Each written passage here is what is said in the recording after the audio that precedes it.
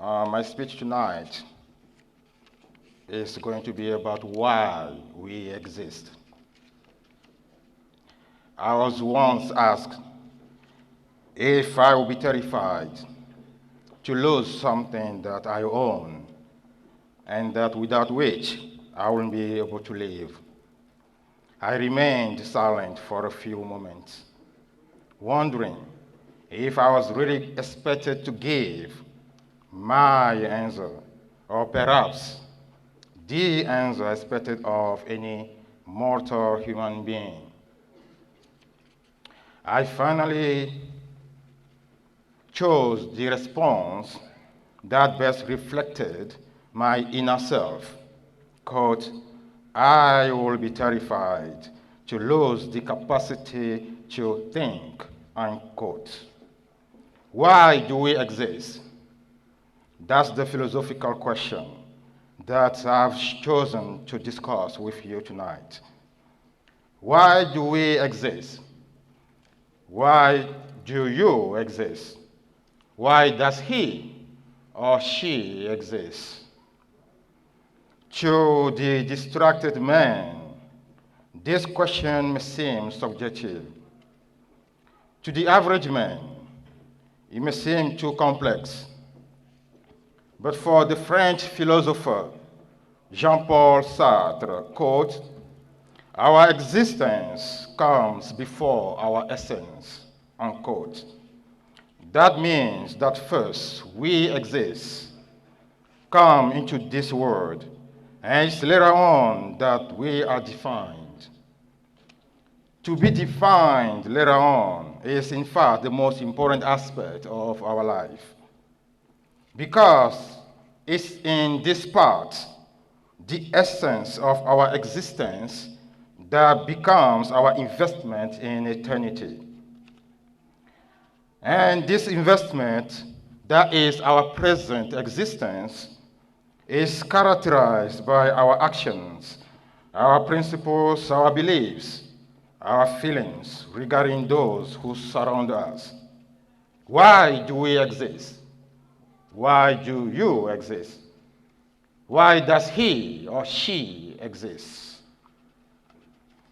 Is it important to think about why we exist and to wonder about the meaning of our existence of others? Is it important to ask ourselves why the sky and earth exist and why the trees do not talk like birds do? Is it important to ask ourselves why we are born as babies and our bodies develop as we go through childhood, adolescence, adulthood, and then fatally through old age where death, an uncomfortable subject for humans, awaits us with a knowing smile at the door of our inevitable destiny? Why do we exist?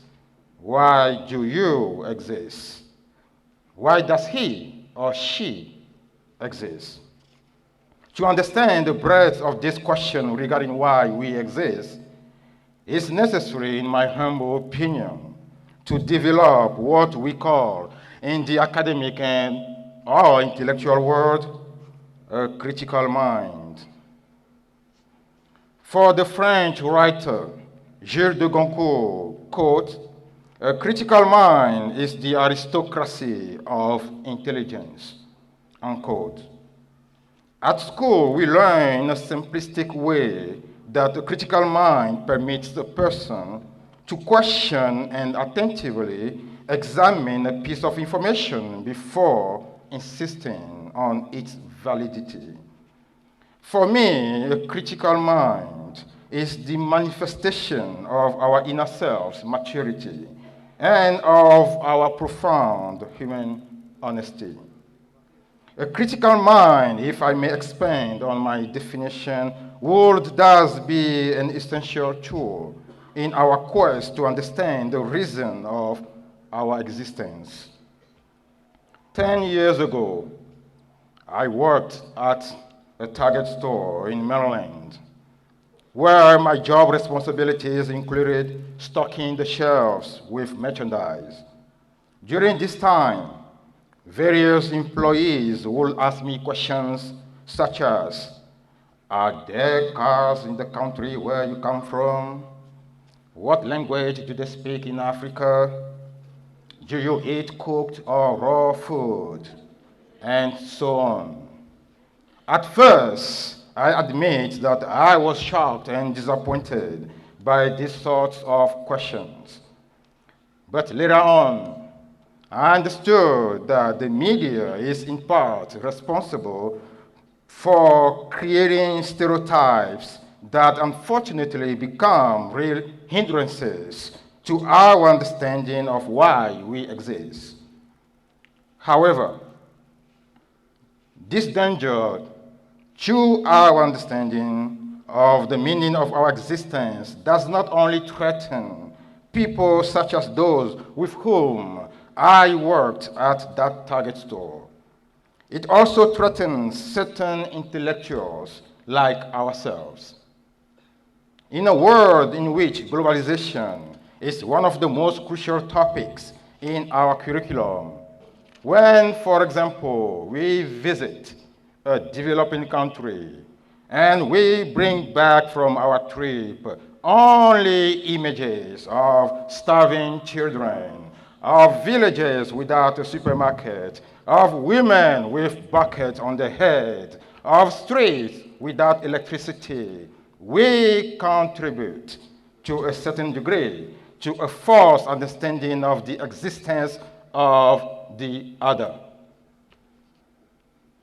It's certainly important to share with people the pain that we experience, but looking at these images that only show negatives, why not start by looking at the airport where we land? I'm convinced that these airports are not in the bush or on safari grounds.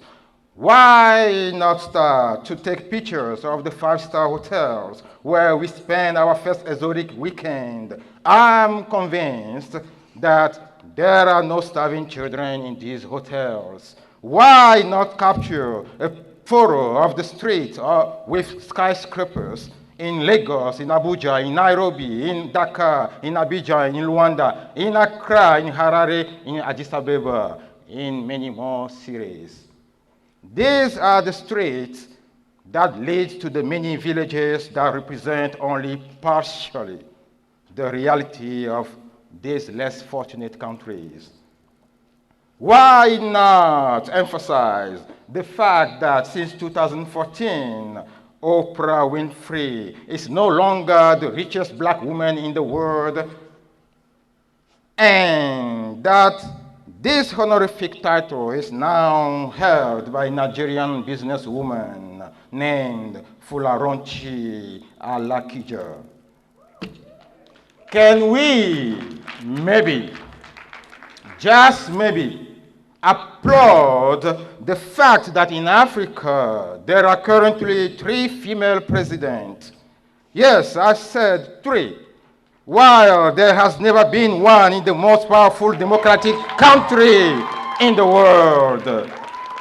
I'm convinced that the rights of women in developing countries is not as advanced as in some developed countries, but a critical mind will forbid a one-sided look, which Nigerian female writer Chimamanda Ngozi Adichie called a single story.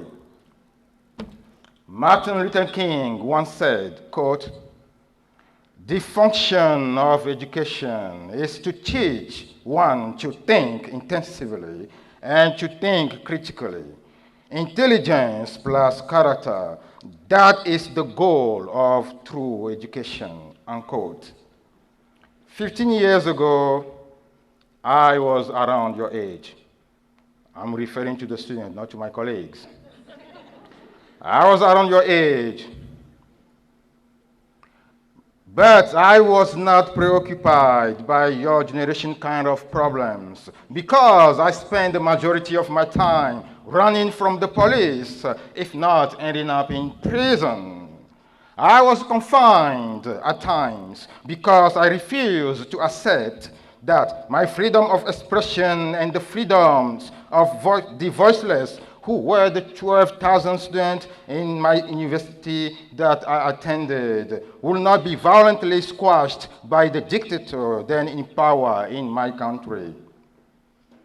I chose to leave my country against my wishes for reasons of security.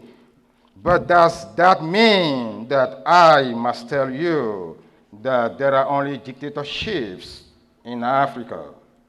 Will the critical mind allow me to make such a dangerous conclusion that runs the risk of reinforcing the stereotype propagated by the media that Africa is the continent of dictators, of diseases, of starvation, and so on? But throughout my painful experience and those of others, throughout the world that experiences a form of oppression, a critical mind pushes me to wonder why and how my freedom to speak impacts others' freedom to define their own identity.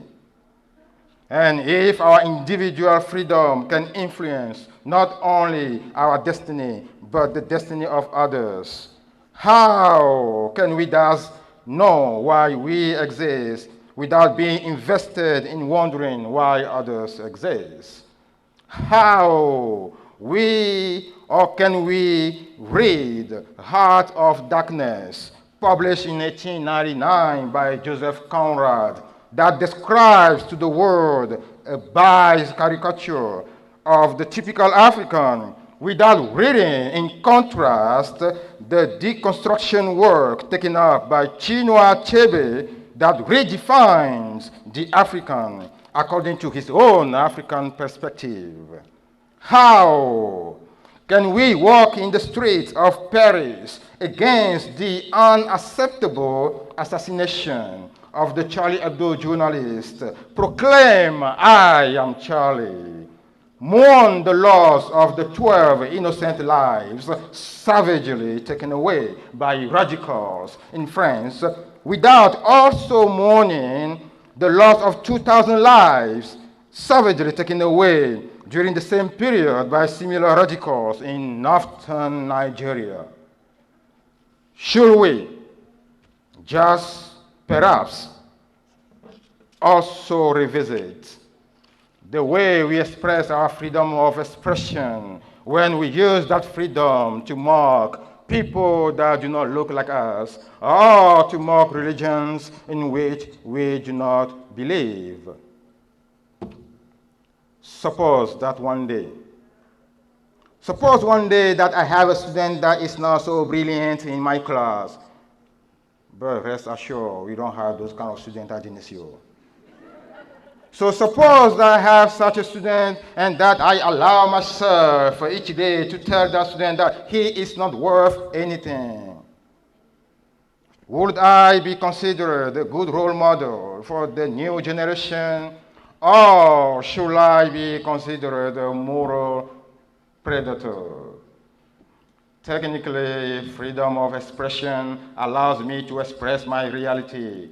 But in this reality, when, for instance, we choose not to call an overweight person by the FAT word, it's not because we don't perceive the extra weight, but because the critical mind tells us at this specific moment to tap into our inner selves and our profound humanism differently, in order to show to the other our belief in the value of their existence in its diversity and originality.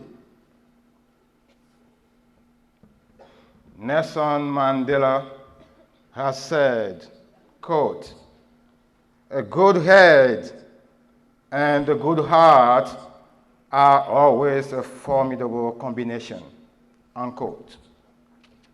Personally, I think that Mandela's thought puts into perspective what we need to remember by cultivating a critical mind, our intellectual capability on a humanistic background.